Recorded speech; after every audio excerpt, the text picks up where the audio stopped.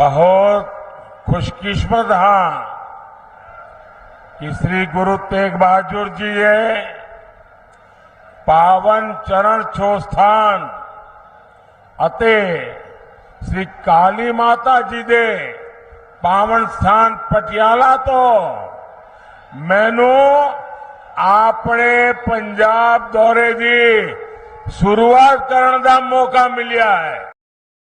साथियों, देश में 5 चरणों का चुनाव हो चुका है और जनता जनार्दन ने मोहर लगा दी है कि फिर एक बार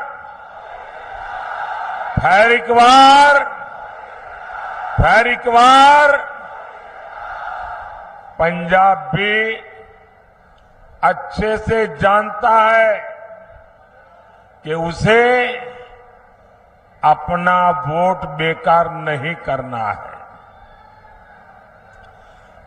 और आप तो जानते हैं, वोट उसे दीजिए जो सरकार बनाए, वोट उसे दीजिए जो विकसित पंजाब बनाने के लिए प्रतिबद्ध हो, जो विकसित भारत बनाने का संकल्प लेकर चला हो। और इसके लिए जरूरी है फिर एक बार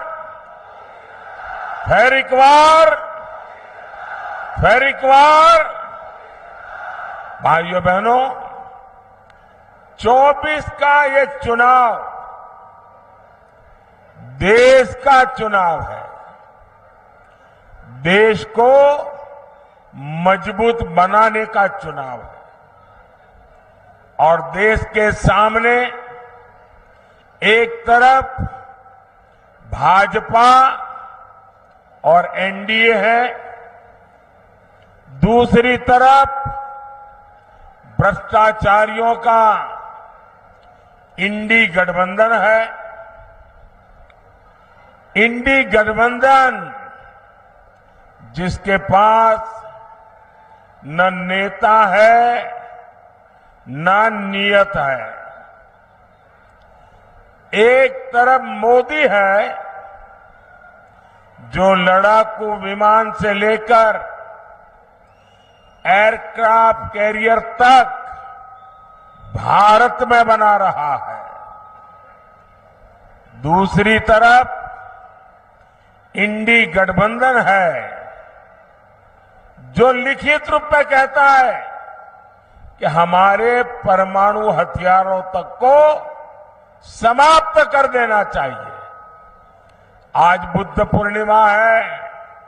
आज ही के दिन, बुद्ध पूर्णिमा के दिन, भारत ने अणु विस्फोट करके अपनी ताकत का परिचय करवाया था। साथियों, एक तरफ आतंकवादियों को घर में घुसकर मारने का साहस,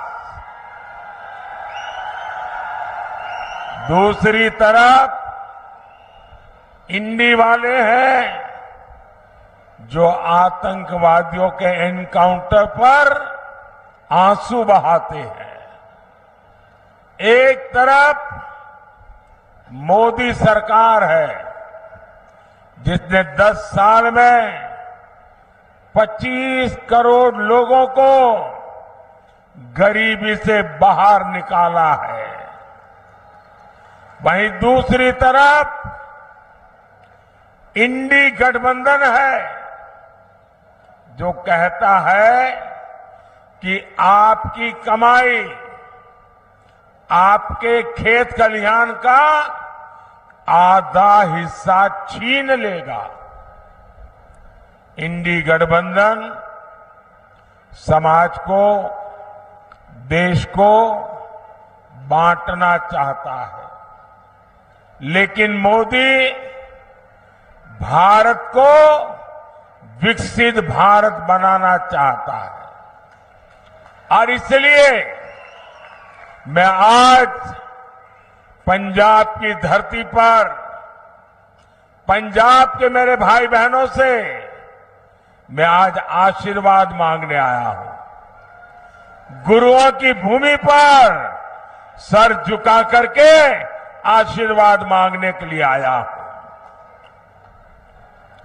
भाइयों और बहनों, राष्ट्र रक्षा हो, आस्था और संस्कृति की रक्षा हो या फिर देश का विकास, पंजाब ने, सिख समाज ने हमेशा आगे बढ़कर काम किया है।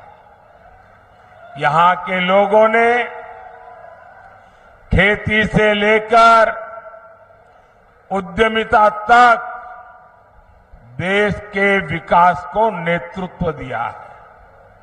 लेकिन साथियों, कट्टर भ्रष्टाचारियों ने पंजाब का क्या हाल बना दिया है।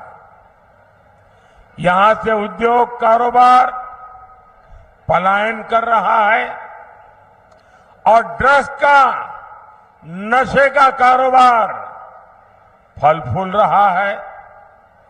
यहां राज्य सरकार का हुक्म नहीं चलता।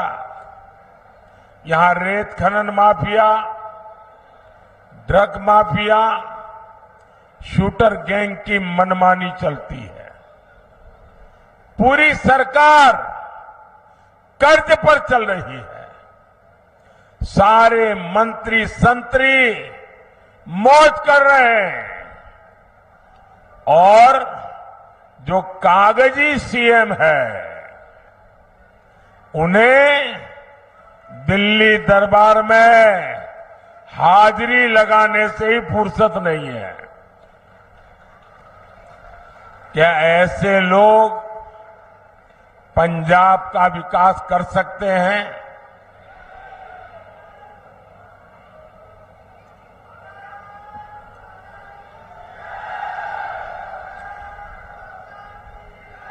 भाइयों और बहनों, यहां पंजाब में दिखावे के लिए दिल्ली की कट्टर भ्रष्टाचारी पार्टी और सिख दंगे के दोषी पार्टी आमने सामने लड़ने का नाटक कर रहे हैं। लेकिन सच्चाई यही है कि पंजाब और झाड़ू पार्टियां दो है, लेकिन दुकान एक ही है। यहां के लोग कुछ भी बयान दें, लेकिन दिल्ली में एक दूसरे को कंधे पर उठाकर नाच रहे हैं। और इसलिए मैं पंजाब के लोगों को प्रार्थना करता हूं कि इनसे सावधान रहना है।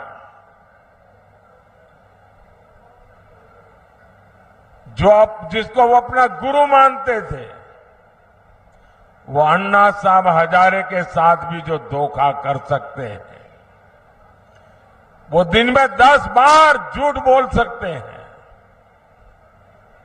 ऐसे लोग न पंजाब का भला कर सकते हैं, न आपके बच्चों के भविष्य के लिए कुछ देख करके जा सकते हैं। भाइयों और बहनों, इंडी गठबंधन को न विकास की परवाह है और न ही हमारी विरासत की चिंता। आजादी के बाद दूसरे दिन ही अयोध्या में राम मंदिर बन जाना चाहिए था, लेकिन कांग्रेस ने मंदिर का निर्माण रोका। अब जब मंदिर बन गया तो ये मंदिर को गालियां दे रहे हैं। आज दुनिया भर से श्रद्धालु अयोध्या पहुंच रहे हैं और उनका स्वागत महर्षि वाल्मीकि के नाम पर बना हवाई अड्डा करता है।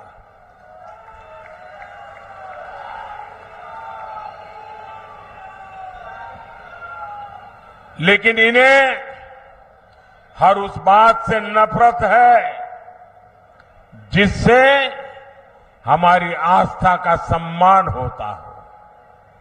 साथियों, ये इंडी गठबंधन वाले गौर सांप्रदायिक है, ये गौर जातिवादी है, ये गौर परिवारवादी है।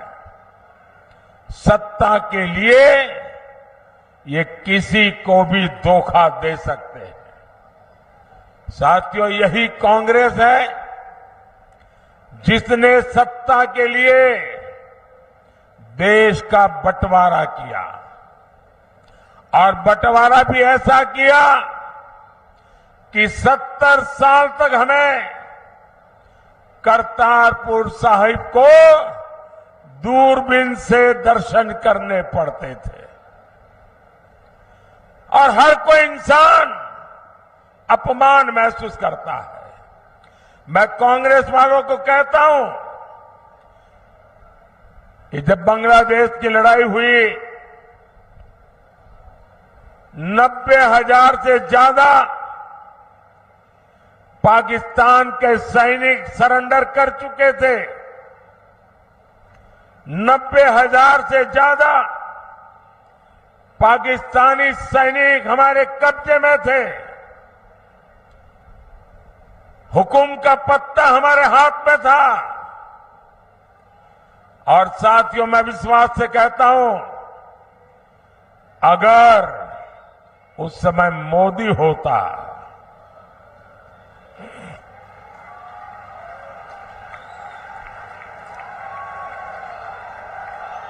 अगर उस समय मोदी होता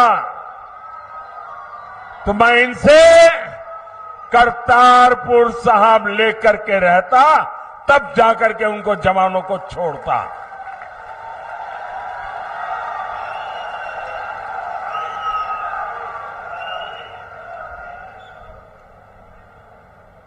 वो तो नहीं कर पाए, लेकिन मुझसे जितनी सेवा हो सकी, क्योंकि गुरुओं की सेवा इससे बड़ा कोई धन भाग नहीं होता है।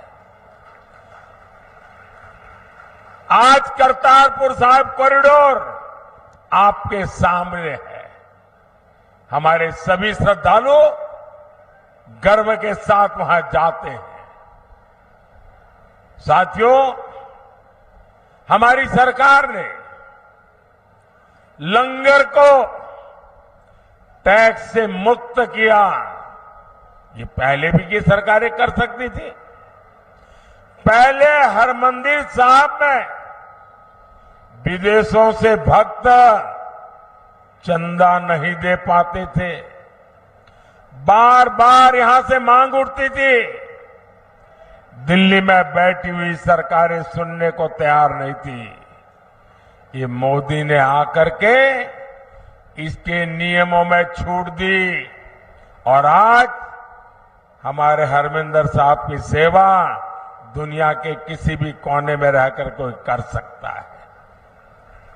सिर्फ फतेहगढ़ साहिब तो साहबजादे के शौर्य और शहादत का साक्षी रहा है।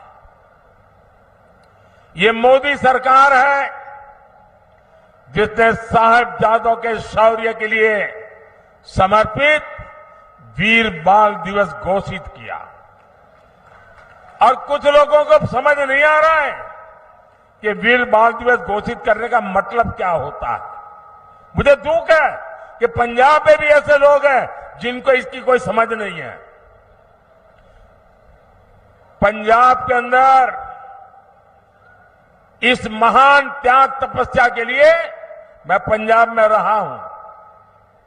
कई दिनों तक हमारी माताएं बहनें, हमारा परिवार व्रत रखता है, जमीन पे सोता है।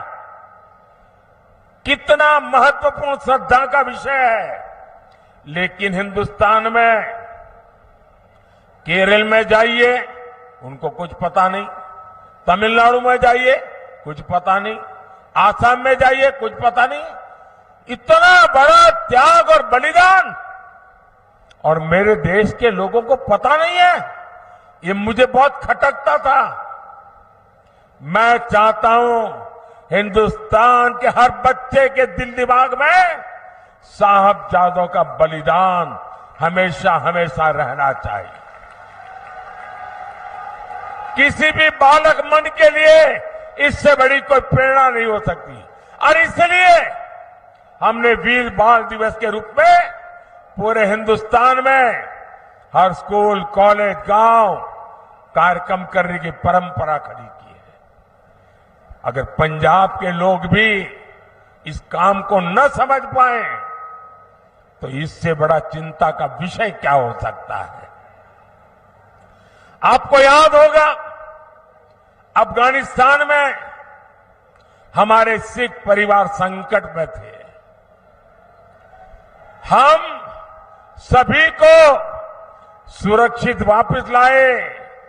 हम गुरु ग्रंथ साहब के स्वरूपों को भी अदब के साथ मेरा मंत्री जाके सर पे सम्मान के साथ लेकर के आया। साथियों, ये प्रधानमंत्री की बात छोड़ दीजिए, मेरा तो आपसे खून का नाता है।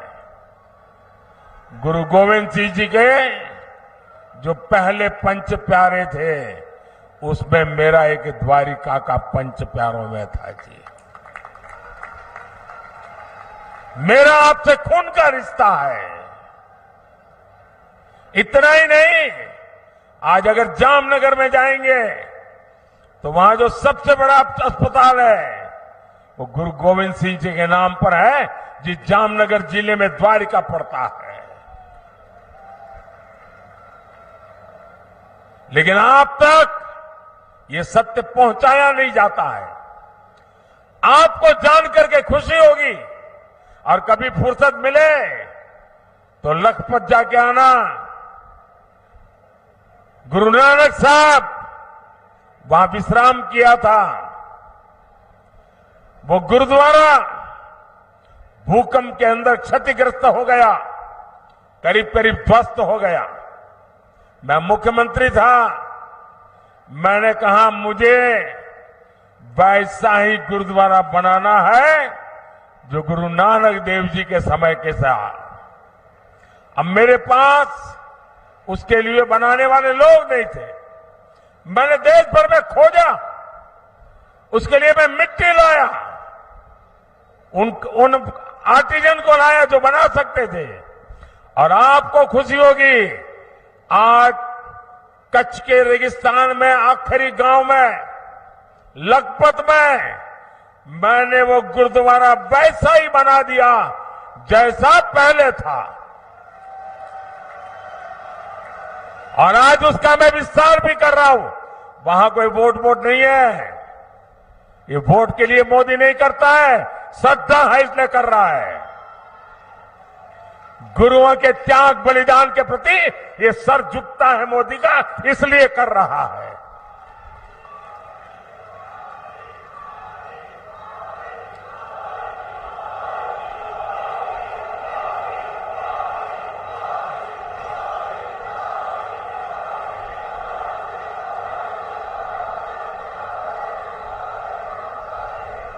सबका साथ, सबका विकास की यही भावना बीजेपी एनडीए की पहचान है। भाइयों और बहनों, इंडी गठबंधन वालों के लिए अपने वोट बैंक का तुष्टीकरण ही सबसे बड़ा लक्ष्य है। बंटवारे से पीड़ित दलित भाई बहनों को, सिख भाई बहनों को मोदी भारत की नागरिकता दे रहा है। आप सोचिए, आजादी के इतने साल हुए, मेरे सैकड़ों सिख परिवार हैं जिनको नागरिकता नहीं दी गई, और आप थोकबंद वोट देते रहे। क्या पाया आप लोगों ने? सोचिए, साफ साफ बात करने वाला कोई मिलेगा नहीं आपको। और इसलिए आज मैं कह रहा हूं, ये लोग सीए का विरोध करते हैं। अगर सीए का विरोध करेंगे तो ये मेरे सिख भाई बहन जो पाकिस्तान में, बांग्लादेश में, अन्य देशों में प्रताड़ित होते हैं, वापस आते हैं, कौन संभालेगा उनको? मैं उसे मेरा कर्तव्य मानता हूं और इसलिए मैंने उनको नागरिकता देने का कानून बनाया है, वोट पाने के लिए नहीं बनाया है।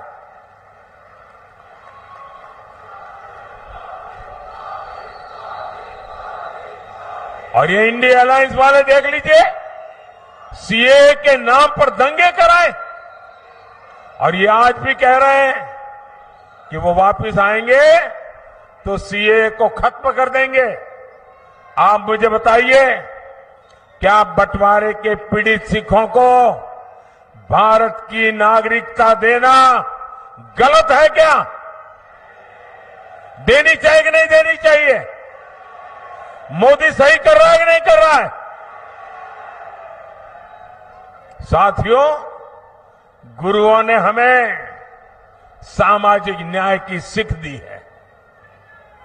इसलिए भाजपा दलितों, पिछड़ों के सच्चे सामाजिक सशक्तिकरण पर बल दे रहा है। मोदी ने देश और दुनिया में बाबा साहब आंबेडकर को समर्पित पंच तीर्थ बनाए हैं। संत रविदास के अनुयायियों का तो बार बार मुझे बनारस में स्वागत करने का अवसर मिलता है। और अभी मध्य प्रदेश में जहां हमारी सरकार है, संत रविदास जी का भव्य मंदिर बना रहे हैं हम। काशी में संत रविदास जी की जन्मस्थली का विकास किया जा रहा है। गरीब का बेटा हर गरीब की चिंता करता है। हर जरूरतमंद को मुफ्त अनाज मिलता रहेगा। इसके लिए मैंने मुफ्त राशन की योजना चलाई है। मोदी 5 लाख रुपए तक के मुफ्त इलाज की सुविधा दे रहा है। मोदी ने जल जीवन मिशन शुरू किया है ताकि आपको घर में नल से शुद्ध पानी मिले। इससे प्रदूषित पानी से होने वाली अनेक घातक बीमारियों से हम बच पाएंगे। साथियों, पंजाब को 5 नदियों का आशीर्वाद मिला है। यहां के किसान मिट्टी से सोना पैदा करते हैं, लेकिन इंडिया वाले किसानों से भी झूठ बोलते हैं। इन्होंने किसानों से एक वायदा किया, पूरा नहीं किया है। ये भाजपा है जो किसान कल्याण को प्राथमिकता देती है। बीते 10 साल में पंजाब से गेहूं और धान की रिकॉर्ड खरीदी हुई है। 10 साल में हमने एमएसपी में 2.5 गुना वृद्धि की है। यहां पंजाब के हर किसान को पीएम किसान सम्मान निधि के करीब 30,000 रुपये, एक एक किसान को 30,000 रुपये मिल चुके हैं। केमिकल खेती से धरती मां को बचाने के लिए हमारी सरकार नेचुरल फार्मिंग पर जोर दे रही है। साथियों, भारत तभी विकसित होगा जब पटियाला जैसा हमारा सेंटर विकसित होंगे। आने वाले 5 साल में भारत एक बड़े मैन्युफैक्चरिंग हब बनने की तरफ आगे बढ़ रहा है।